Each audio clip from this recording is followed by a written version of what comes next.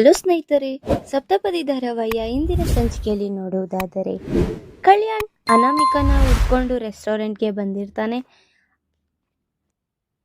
Table number 4ನಲ್ಲಿ ಕೂತ್ಕೊಳ್ಳಿ sir, madam ಅವ್ರು ಬರ್ತಾರೆ ಅಂತ ಅಲ್ಲಿರೋ ಕೆಲಸ ಮಾಡೋ ರೆಸ್ಟೋರೆಂಟಲ್ಲಿ ಹೇಳ್ತಾ ಇರ್ತಾರೆ. ಓ, ಅನಾಮಿಕಾ ಇದನ್ನೆಲ್ಲ ಅರೇಂಜ್ ಮಾಡಿಬಿಟ್ಟಿದ್ದಾಳೆ ಅಂತ ಅವನು ಖುಷಿ ಪಟ್ಟಿನ ಹೊರಡ್ತಾನೆ ಕೂತ್ಕೊಳ್ಳೋದಿಕ್ಕೋಸ್ಕರ. ಇನ್ನಿ ಕಡೆ ರಾಜ್ಗೆ ಅವರ ತಾತ ಒಂದು ವಿಚಾರ ಹೇಳೋದಿಕ್ಕೆ ಕರೆದಿರ್ತಾರೆ. ಯಾಕೆ ರಾಜ್ ನೀನು ಈ ಥರ ಮಾಡ್ತಿದ್ಯಾ? ಮದುವೆ ಆಗಿ ಬಂದಾಗಿಂದ ನೋಡ್ತಾ ಇದ್ದೀನಿ, ನೀನು ಕಾವ್ಯನ ಚೆನ್ನಾಗಿ ನೋಡ್ಕೊತಾ ಇಲ್ಲ, ಏನೋ ಬೇಕಾಬಿಟ್ಟು ನೋಡ್ಕೊತಾ ಇದೆಯಾ? ಅವಳಿಗೆ ಅಂತ ಯಾರಿದ್ದಾರೆ ಹೇಳು? ಅವಳೇ ನಮ್ಮನ್ನ ಈ ಆಸ್ತಿ, ಈ ಮನೆ ಆಸ್ತಿ ನಮ್ಮನ್ನೆಲ್ಲ ಏನಾದರೂ ಅವಳು ಕೇಳ್ತಿದ್ದಾಳ? ಅವಳು ಸಾಮಾನ್ಯ ಒಂದು ಹುಡುಗಿ. ಅವಳಿಗೆ ಬೇಕಾಗಿರೋದು ನಮ್ಮನೆ ಪ್ರೀತಿ, ನೀನು ಕೊಡೋ ಪ್ರೀತಿ, ಎಲ್ಲರೂ ಖುಷಿಯಾಗಿರೋದಷ್ಟೇ ಅವಳು ಬಯಸ್ತಿದ್ದಾಳೆ, ಬೇರೆ ಇನ್ನೇನು ಅಲ್ಲ. ನೀನೇ ಅರ್ಥ ಮಾಡ್ಕೊಂಡು ಕಾವ್ಯನ ಪ್ರೀತಿಯಿಂದ ನೋಡ್ಕೊಳ್ಳೋದು ಕಲಿಯಪ್ಪ ಅಂತ ಅವ್ರ ತಾತ ಹೇಳ್ತಾ ಇರ್ತಾರೆ.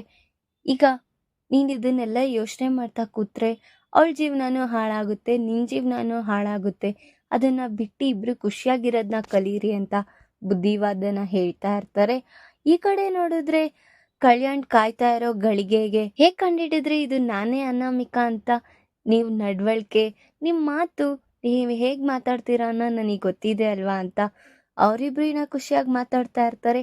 ನನಗೆ ನಿಮ್ಮ ಕವಿತೆಗಳು ತುಂಬ ಇಷ್ಟ, ಅದರಲ್ಲಿ ಇನ್ನೂ ನೀವು ನನಗೋಸ್ಕರ ಕವಿತೆ ಬರೆದಿರೋದು ತುಂಬಾ ಇಷ್ಟ ಆಯಿತು ಅಂತ ಅವನ ಜೊತೆ ಮಾತಾಡ್ತಾ ಇರ್ತಾಳೆ ಅನಾಮಿಕಾ.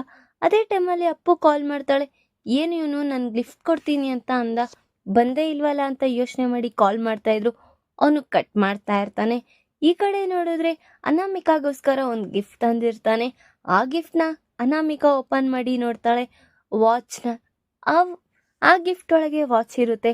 ನಾವಿವಾಗ ಮೀಟ್ ಆಗಿರೋ ಟೈಮ್ ಒಳ್ಳೇದಲ್ವಾ? ಆ ಮೆಮೊರಬಲ್ಗೆ ನಾನು ವಾಚ್ ಗಿಫ್ಟ್ ಕೊಟ್ಟಿದ್ದೀನಿ ಅಂತ ಅವನು ಹೇಳ್ತಾನೆ. ಹೌದಾ, ಎಲ್ಲಿ ನನ್ನ ಕವಿತೆ ಬರ್ದಿರೋದು ತೋರಿಸಿ ಅಂತ ಕೇಳಿದಾಗ ಅವ್ನು ಬರ್ದಿರೋ ಕವಿತೆನೂ ಸಹ ಕೊಡ್ತಾನೆ ಓದೋದಿಕ್ಕೆ. ಓದಿ ಈಗ ನಾವು ಅವರಿಬ್ರು ಬೆಸ್ಟ್ ಫ್ರೆಂಡ್ ಆಗಿರ್ತಾರೆ. ಆಗ ಅಪ್ಪು ಅನ್ಕೊತಾಳೆ, ಇವಾಗಿಲ್ಲ ಅಂದ್ರೂ ನೈಟ್ ಬಂದೇ ಬರ್ತಾನೆ, ಅವಾಗ ಅವ್ನು ಮಾತಾಡೋಣ ಅಂತ ಅವಳು ಬೇಜಾರು ಮಾಡ್ಕೊಂಡು ಹೊರಡ್ತಾಳೆ. ಇನ್ನಿ ಕಡೆ ಮನೆ ಮಂದಿಯವರೆಲ್ಲ ಊಟಕ್ಕೆ ಕೂತಿರ್ತಾರೆ. ಆಗ ಅವ್ರ ಅಜ್ಜಿ, ಈಗ ಹೇಗಿದ್ರು ಶ್ರಾವಣ ಮಾಸ ಬರ್ತಿದೆ, ಈಗ ಈ ಮನೆ ಸೊಸೆದಿರೆಲ್ಲರೂ ಸೇರಿ ವರಮಹಾಲಕ್ಷ್ಮಿ ಹಬ್ಬ ವ್ರತನ ಮಾಡಿ ಅಂತ ಅವ್ರ ಅಜ್ಜಿ ಹೇಳ್ತಾರೆ. ಯಾಕಜ್ಜಿ ಈಗ ಅಂತ ಕೇಳಿದಾಗ, ಈಗ ಎಲ್ಲರೂ ಹೆಣ್ಮಕ್ಳು ಶ್ರಾವಣ ಮಾಸದಲ್ಲಿ ಪೂಜೆ ಮಾಡಿ ಅವ್ರ ಗಂಡನ ಕೈಯಲ್ಲಿ ಅಕ್ಷತೆಗಳನ್ನ ಹಾಕಿಸ್ಕೊಂಡ್ರೆ 100 ಕಾಲ ಚೆನ್ನಾಗಿರ್ತಾರೆ ಅಂತ ಹೇಳ್ತಾ ಇರ್ತಾರೆ. ರಾಜ್ ಹೇಳ್ತಾನೆ, ಅಜ್ಜಿ ನಾನು ಕೆಲ್ಸಕ್ಕೆ ಹೋಗ್ಬೇಕಲ್ವಾ ಅಂದ.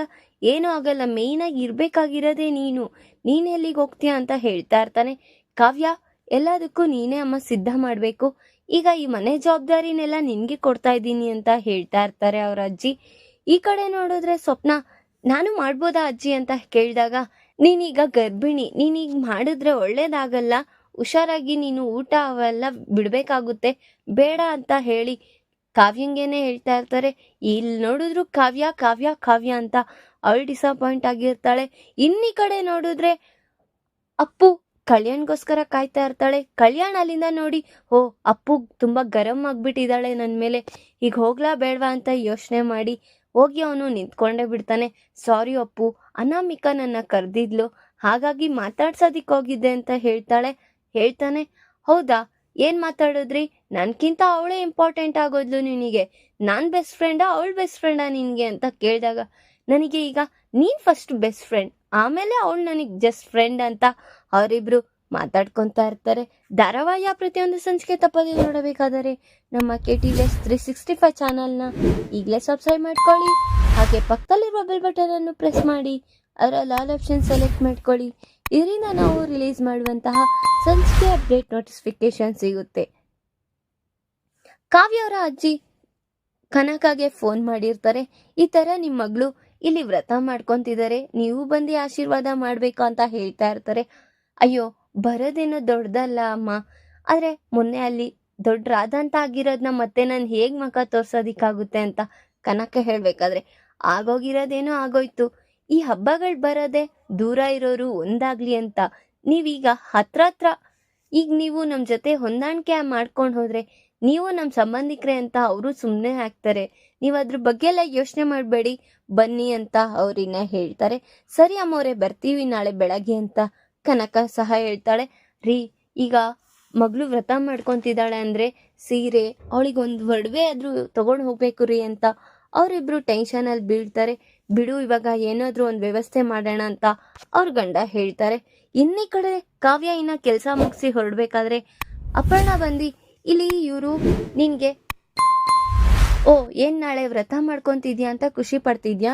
ಎಷ್ಟೇ ಆದ್ರೂ ನೀನು ಅವ್ರ ಮಾತಿಗೆ ಬೆಲೆ ಇರ್ಬೋದು ಅಷ್ಟೇ, ನಾನ್ ಹೇಳೋ ಮಾತಿಗೆ ಬೆಲೆ ನೀನ್ ಯಾವತ್ತೂ ಕೊಡಲ್ಲ, ಅದಾಗೋದು ಇಲ್ಲ.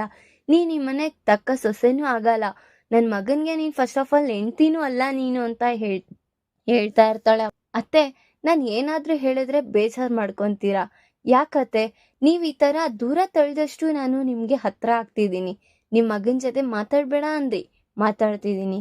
ಈಗ ಮೊನ್ನೆ ಎಲ್ಲ ಅವ್ರ ಜೊತೆ ಮಾತಾಡೋದ್ನೆಲ್ಲ ನಿಲ್ಸಿದ್ರಿ, ಎಲ್ಲಾರು ಅವ್ರು ನನ್ ಜೊತೆ ಮಾತಾಡ್ದಂಗೆ ಆಯ್ತು. ಮತ್ತೀಗ ವ್ರತ ಮಾಡ್ಕೋಬೇಡ ಅಂದ್ರಿ, ಮಾಡೋ ತರಾನು ಹಾಕ್ತಿದೆ. ಈಗ ನಿಮ್ ಮಗ ಅಕ್ಷತೆ ಕಾಳು ಹಾಕಲ್ಲ ಅಂದ್ರೆ ಹಾಕ್ದಿರ ಇರ್ತಾರ ಅಂತ ಕಾವ್ಯ ಹೇಳ್ತಾ ಇರ್ತಾಳೆ. ನಾನ್ ಹೇಳೋ ತರಾನೇ ನನ್ ಮಗ ಕೇಳೋದು, ನೀನ್ ಅದಕ್ಕೆಲ್ಲ ತಲೆಗೆ ಹಾಕೊಳಕ್ ಹೋಗ್ಬೇಡ, ನಾನ್ ಹೇಳ್ದಂಗ್ ನನ್ ಮಗ ಕೇಳ್ತಾನೆ ಅಂತ ಅವಳಿನ್ನ ಕೋಪದಲ್ಲಿ ಮಾತಾಡ್ಬಿಟ್ಟು ಹೊರಟ್ಬಿಡ್ತಾಳೆ. ಈ ಕಡೆ ಕಾವ್ಯ ಇನ್ನ ಹೊರಡ್ಬೇಕಾದ್ರೆ ರಾಜ್ ಅಲ್ಲಿ ನಿಂತ್ಕೊಂಡು ಕೇಳಿಸ್ಕೊಂತ ಇರ್ತಾನೆ ಎಲ್ಲಾ ವಿಷಯನೂ.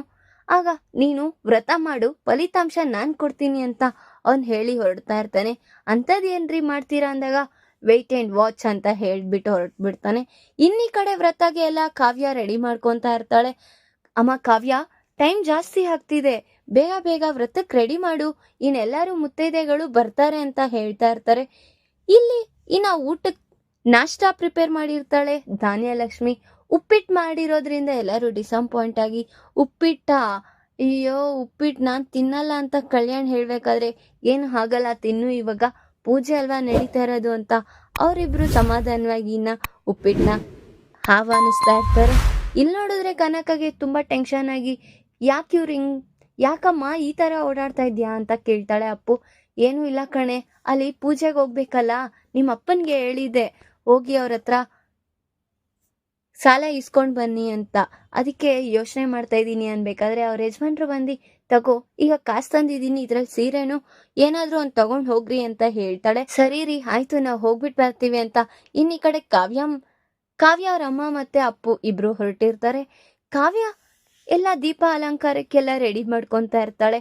ಆಗ ಈಗ ಸೀರೆ ಯಾರು ಉಡಿಸ್ತಾರೆ ಅಂತ ಕೇಳಿದಾಗ ಲಕ್ಷ್ಮೀ ವ್ರತಕ್ಕೆ ಎಲ್ಲ ಕಾವ್ಯ ರೆಡಿ ಮಾಡ್ತಾ ಇರೋದ್ನ ರಾಜ್ ಸಹ ನೋಡ್ತಾ ಇರ್ತಾನೆ.